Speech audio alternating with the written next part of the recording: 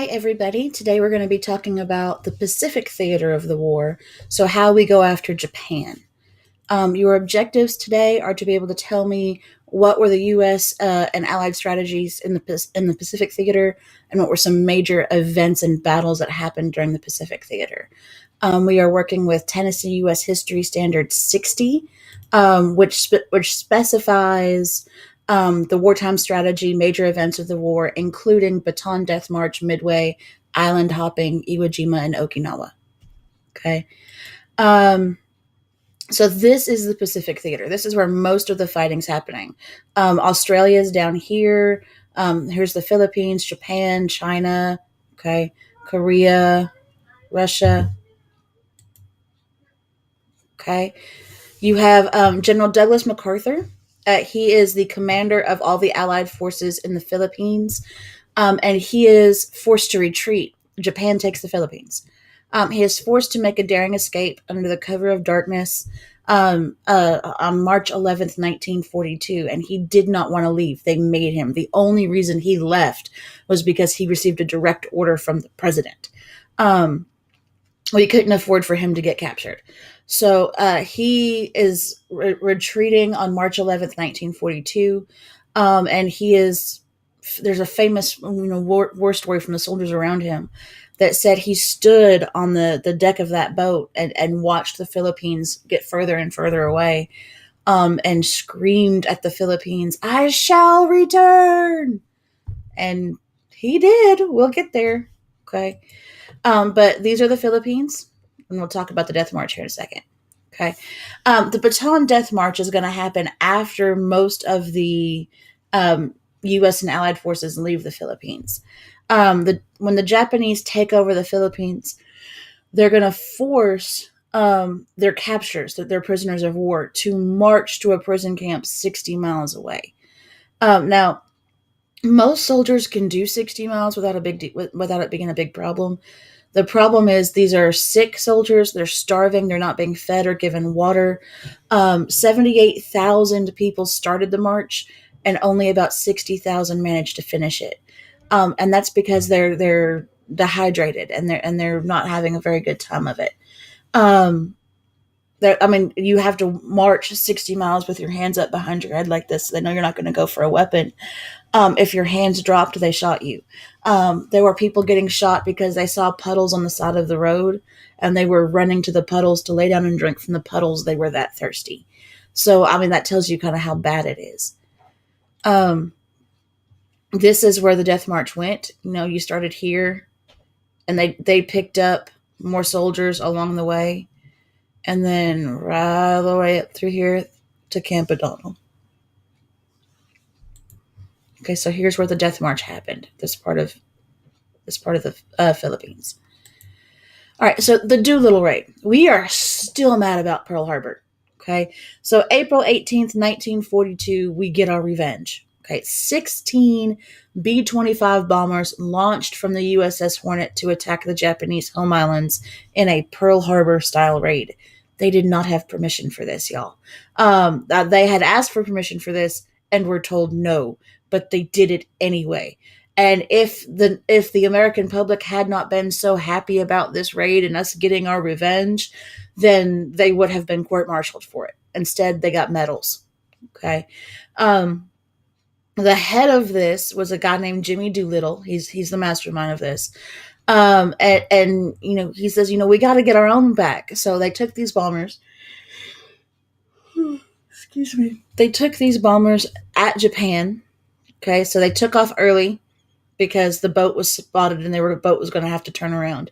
So that the taking off early actually added miles to a trip that was already being made with short fuel supplies. So the bombers come in and they bomb the crap out of some major. Tokyo's the big one, but they bomb the crap out of some major Japanese cities, and then they have to retreat because Japan has scrambled their air force. So one of the flight crews, one of the B-25s, flew on and lands in Vladivostok, Russia, or the Soviet Union, and lands there, and they're fine.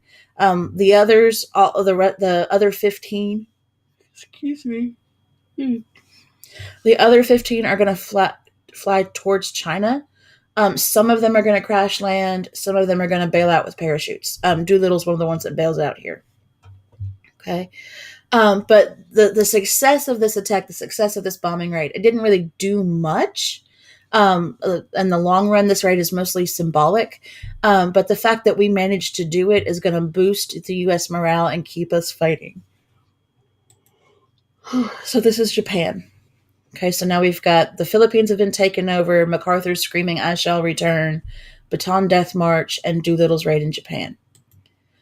Now we're going to have the Battle of the Coral Sea. This is the first naval battle in history fought only with aircraft.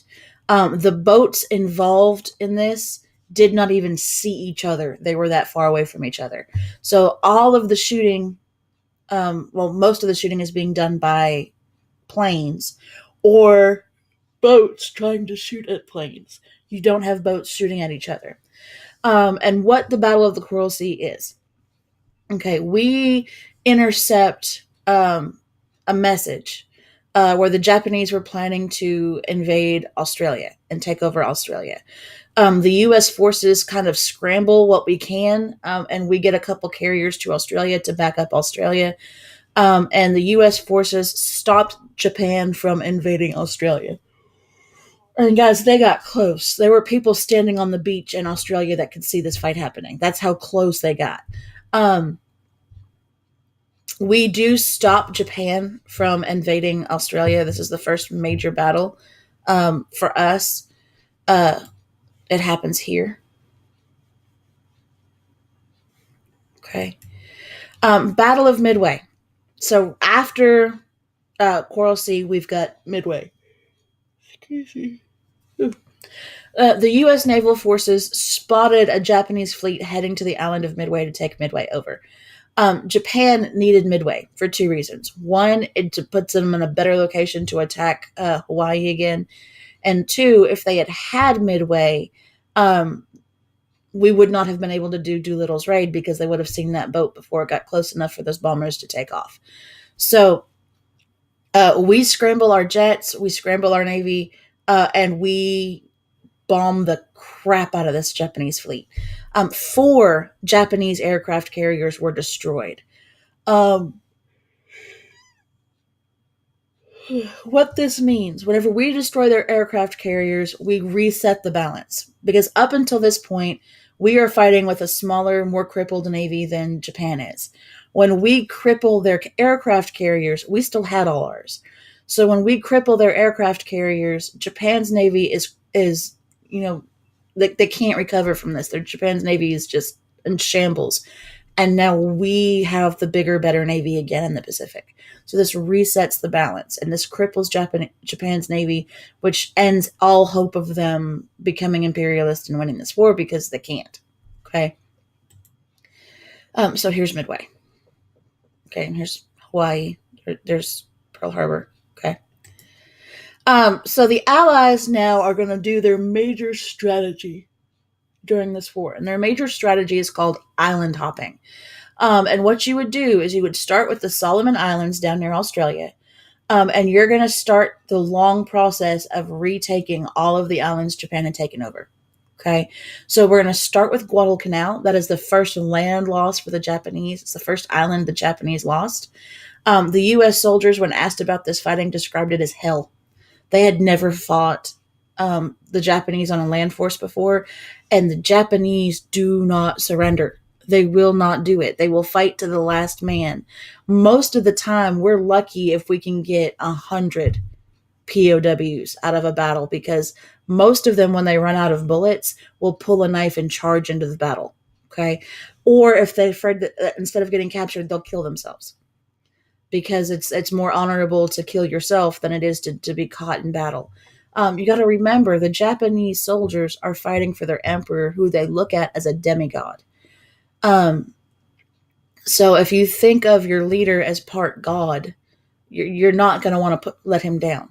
So you've got a lot of that going in. So the Japanese are going to fight over and over and over again into the last man. There will be no surrender, which means whenever the Allied forces and the U.S. forces go in to take these islands, they have to be prepared to fight until they kill every last one of them, which means the battles are going to be long, They're going to be bloody, and they're not going to be easy. Okay.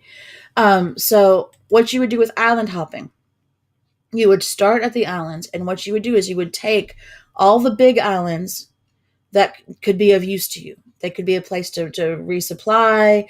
They could be a place to uh, regroup so that you are ready to go on to the next island. So you will take the big islands. Any island that Japan has a large navy force does not have a large navy force there. There's not a large Japanese presence. We'll probably just blockade that island. So you don't bother taking it because remember they're going to fight to the absolute last death. So if there's not a big military presence on that island, we just blockade it and keep anything from getting in and out. And then you're just going to hop your way up. Okay, so you're going to have,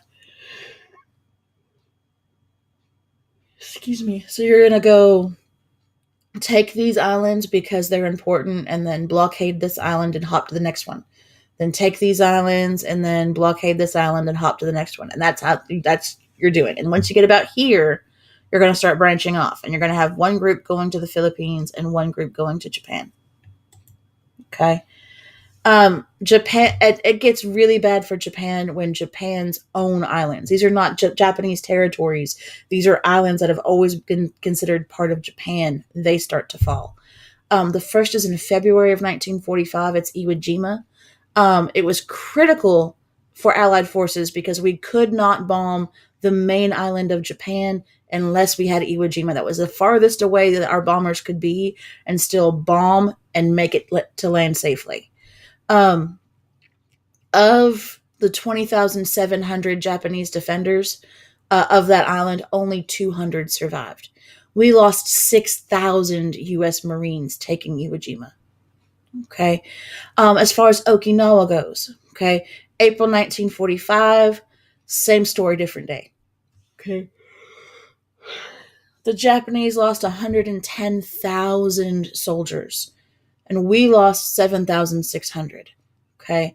They are going to die to the last man. Any other country, this many deaths, with only killing this many of the enemy, you would surrender and save lives. That's not what Japan does. They are willing to die to the last man to protect their islands. And this kind of foretells what, I mean, if they're doing this much over an island that's not even the home island of Japan, how bad is the fighting on the home island going to be if we actually plan to invade Japan? So this is whenever Truman starts to seriously think about other alternatives, about ways to win the war without landing a troop force, a ground force in Japan. Okay, so here's Iwo Jima and here's Okinawa. So they are fighting that hard over this. If they fight that hard over Okinawa, if 110,000 Japanese soldiers die over Okinawa, how bad is the fighting going to be to take any of these home islands right here? How bad is the fighting going to be to take the main island that has Tokyo on it? Japan is becoming very desperate because they're running out of scrap metal to patch their planes. They're running out of fuel. They're running out of bullets and bombs. So they come up with a desperate new tactic called kamikazes. Kamikaze was the name of the unit. It means divine wind. It was an honor to be a kamikaze. They only took one person from each family, so no brothers could be kamikazes. And they received training and they received medals. But what it is the pilots would take a plane with very little fuel, just enough fuel to get you to the enemy boat, to the enemy ship, and no bullets, no bombs, and you would turn your plane into the weapon. So you would deliberately fly your planes into the Allied ships. Okay, so you're basically suicide bombers. Okay, only the bomb is your plane. And they were held in the highest honor by the Japanese military because they know they're going to die. So if this is the boat, you were taught to crash your plane into the guns of the boats. And hopefully, if you did it right, you would take out the guns of the ship, and then the crash of the actual plane would sink the ship. But even if you didn't sink the ship, you would still take out the guns. So that was the big thing. So that's going to be an issue. Um, at the Yalta Conference, this is one of the big three conferences you have to know whenever FDR, Stalin, and Churchill get together to talk about this. This is before FDR dies. February 1945. They make plans for, we know the Nazis are going to fall. What's going to happen? Okay. We talked about this yesterday. This is whenever Stalin bribes us. Okay. Stalin makes a deal that the Soviet Union would declare war on Japan and join the United Nations when the war was over if we would open up a second front. Okay, so if we would invade France and help the Soviet Union out. So we did, and Stalin was given 90 days to declare war on Japan after the fall of Germany. They decided that once they took Germany, Germany would be divided into 4 different zones. So imagine Germany as a circle.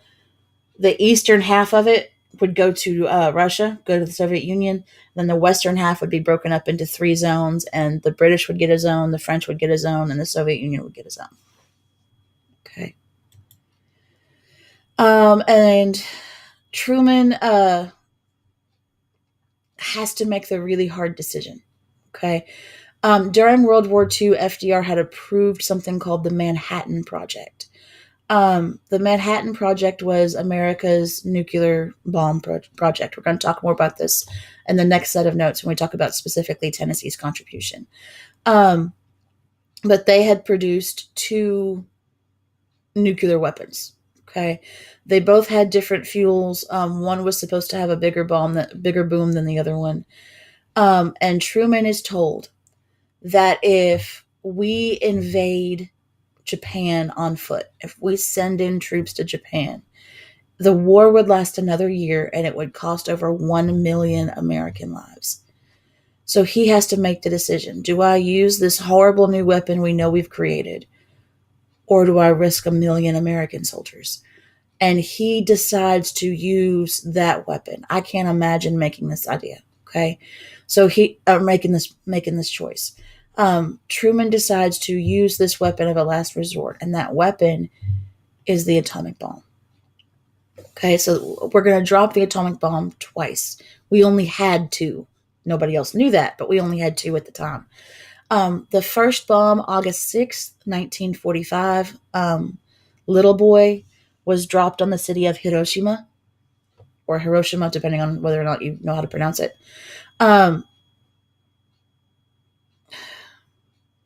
This was the smaller bomb. It was called Little Boy. This is the one where the fuel for it was enriched in Oak Ridge. We drop it on Hiroshima. It explodes, and it kills over 70,000 Japanese people instantly, and hundreds upon hundreds of thousands from radiation poisoning in the days later. The way atomic bombs work, they don't hit the ground and detonate. They actually detonate in the air above the city. And what happens is the radiation spreads out. Like the boom goes everywhere, but radiation will spread out and then fall and settle. So the radiation spreads out over the city and then falls and settles on everyone who's there. And that radiation is going to cause horrible cancers. It's going to cause birth defects in later years. It's not just the people who were alive at the time. It's their children and their children's children that are affected by this radiation. Now, I don't want to say to be fair, but at the Yalta Conference, Truman had sent a note to Japan saying, "Surrender now, unconditionally, or you will face," and I'm quoting here, "prompt and utter destruction." They do not tell Japan we have a new weapon. They do not tell Japan that we have a nuclear bomb. Okay. He just says, "Surrender now, or we will destroy you." Okay. Which to the Japanese sounded like more blustering, right? It sounded more like big talk. After Hiroshima, the Japanese offer to surrender if the emperor is allowed to stay the emperor. And Truman says, "No, that's not unconditional. I want an unconditional surrender." So 3 days later, we drop the bigger bomb on Nagasaki. Okay. This is August 9th, 1945. It's going to kill over 40,000 Japanese instantly. It's the last atomic weapon we have. It is the last atomic weapon in history that is ever used in anger. Okay. Little Boy is the first atomic weapon that was ever used in anger. Fat Man is the last one. After this, there have been atomic weapon detonations, but they've all been tests. Nobody has ever used an atomic weapon against another country except for us. Now, the reason why Fat Man, the Nagasaki bomb, killed less people was because Hiroshima was flat. It was on a plain, so the radiation had a bigger place to spread. And Nagasaki was it was in a valley surrounded by mountains. So when the radiation went to go spread, it hit the mountains. And radiation will soak into anything that's living. And mountains are living, right? They've got tons of soil and plants and roots and all kinds of living things to absorb that radiation. So the radiation didn't spread as far. After Nagasaki, the Japanese emperor, against advice of the people around him, saying that wait, we can negotiate, you can stay emperor. He basically says, I can't watch this happen to my people anymore, and he agrees to an unconditional surrender. Then we have Victory over Japan Day, VJ Day. August 15th, 1945, Japan surrenders unconditionally.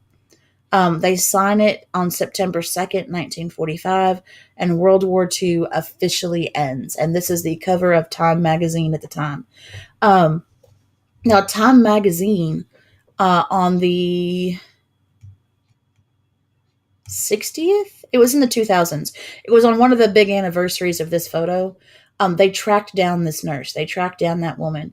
And one of the most romantic pictures of all time. They track her down and ask her how it went with that guy. And she said, I have no idea who he was. We were just walking down the street. He grabbed me, kissed me, and we both walked away. And that picture has been immortalized forever. So, like, that kind of takes a little bit of the romance out of it, if you ask me. But there you go. And that is it.